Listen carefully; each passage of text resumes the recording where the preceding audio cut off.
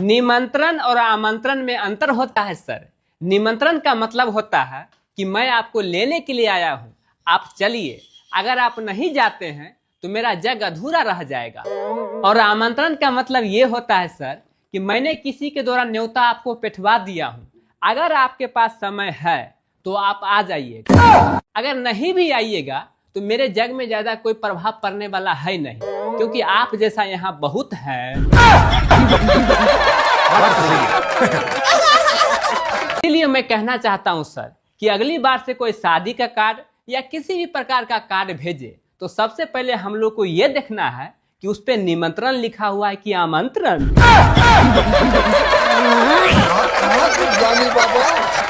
Ajay sir, एक लड़की लड़का को फोन करती है और बोलती है, जानू मुझे तुम आज बहुत ही याद आ रहे हो। तो उधर से लड़का बोला, मुझे सुन के बहुत ही अच्छा लगा, लेकिन एक बुरी खबर है, इस महीने का सैलरी नहीं आया है। उधर से लड़की बोली, जानू अभी फोन रखती हूँ, पापा आ गए। तो अजय सर, ये है कलयुग का प्यार, न हमार न तोहार, पैसों का है व्यापार।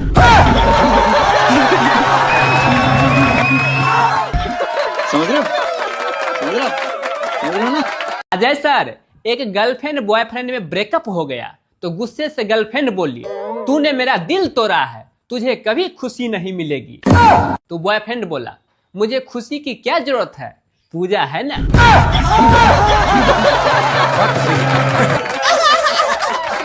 शादी की रात मंडप में मैंने पंडित जी से पूछा, पंडित जी मैं दुल्हन के दाएं बैठूं या बाएं? तो पंडित जी ने कहा, देखो दुल्हे राजा, तुम दाएं बैठो या बाएं उससे कोई फर्क नहीं पड़ता है, शादी के बाद दुल्हन तो तेरे माथे पे ही बैठेगी।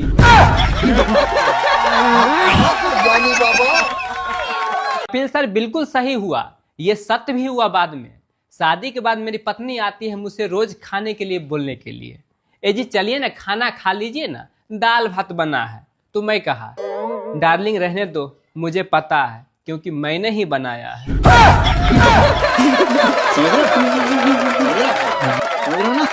एक लड़का लड़की का शादी फिक्स हुआ तो लड़की ने लड़का से कहा, दहेज में ना मिलेगा थार और ना ही मिलेगा कार, अगर है मुझसे मोहब्बत तो ऐसा ही ले जाऊं ना यार। तो लड़का ने कहा, डार्लिंग दहेज में ना मुझे चाहिए थार और ना ही चाहिए कार, बस नीले ड्रम में मत डाल देना यार।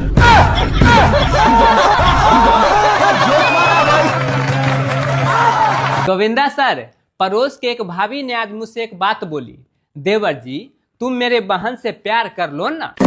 तो मैंने कहा, भाभी जी अचानक आप ऐसा क्यों बोल रहे हैं? तो भाभी जी बोली, देखो आज तक तुम जिस जिस से प्यार किए हो सबका शादी हो गया है।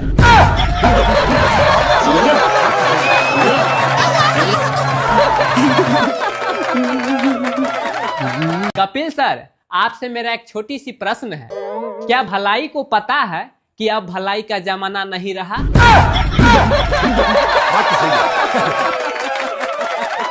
एक पति मर रहा था तो मरते मरते अपना पत्नी से बोला, पत्नी साहिबा मैंने अपने जीवन में तुम्हारे साथ कुछ गलतियां किया हूं, वो मैं बताना चाहता हूं।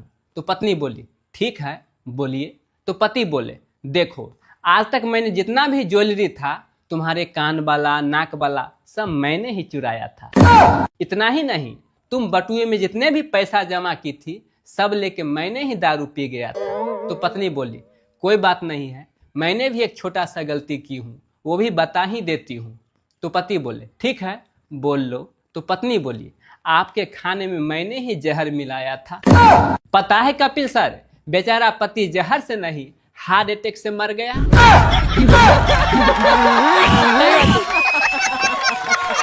अक्षय सर, प्रॉब्लम और टैलेंट में क्या अंतर है, आइए हम लोग जानते हैं। जब एक औरत दो मर्दों से प्यार करती है तो ये प्रॉब्लम है, वहीं अगर दो मर्द एक औरत से प्यार करता है तो ये टैलेंट है।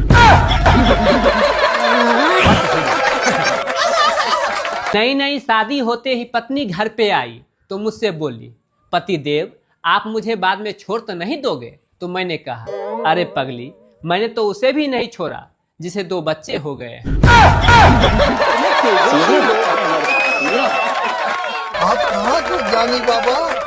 कपिल सर, दुनिया में एक ऐसा चोर है, वो कितना भी चोरी करे लेकिन कोई भी पुलिस उसे पकड़ नहीं सकता है। पता है वो चोर कौन है? कामचोर। सोच रे तेरी। गुरुजी बहुत शान से बोल रहे थे कि मेरे बहुत से छात्र हैं जो डॉक्टर, इंजीनियर और साइंटिस्ट है, लेकिन मैं उन गुरुजी से कहना चाहता हूं कि जब उनका पेंशन रुकता है तो विधायक जी ही काम आते हैं, जिनको उन्होंने 8वीं में फेल कर दिए थे।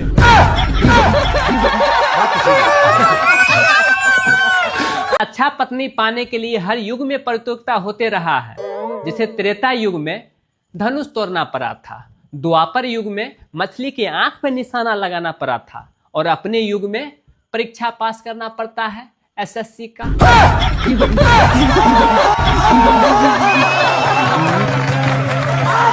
कपिल सर, अपने देश के तांत्रिक से मैं कहना चाहता हूं कि तांत्रिक बाबा, आत्मा हमेशा अपने देश में ही क्यों भटकते रहता है? विदेश क्यों नहीं जाता है? क्योंकि वहां जाने के लिए तो आत्मा को वीजा भी नहीं लगेगा। बड़ी अच्छी बात बोली आपने। समझ रहे हो? समझ रहे हो?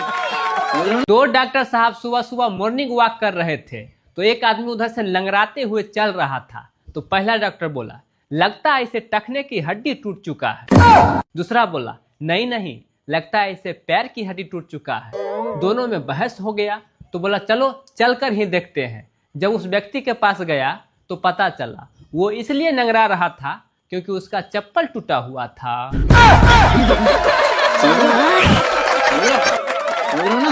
एक पत्नी पति से बोली कि ऐसा कोई भी काम नहीं है जो हम औरतें नहीं कर सकते हैं, सिर्फ मर्द ही कर सकता है। तो पति बोले, ठीक है, तुम 1 घंटे चुप होके दिखाओ। तो पत्नी बोली, नहीं नहीं, दूसरा काम बताओ। तो पति बोले, ठीक है, बिना मेकअप के बाहर निकल के दिखाओ। तो पत्नी बोली, ना ना, ये तो मेरा अधिकार है, तीसरा कोई बात बोलो। तो पति बोले, ठीक है, मैं तीसरा काम दे रहा हूँ, अपने मम्मी से चुगली किए बिना 2 दिन रह के दिखा सकती हो?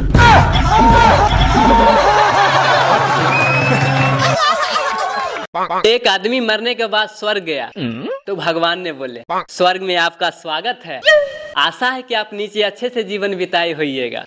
तो आदमी ने बोला, वो सब तो ठीक है, पहले आप ये बताइए कि जोड़ियां स्वर्ग में ही न बनता है?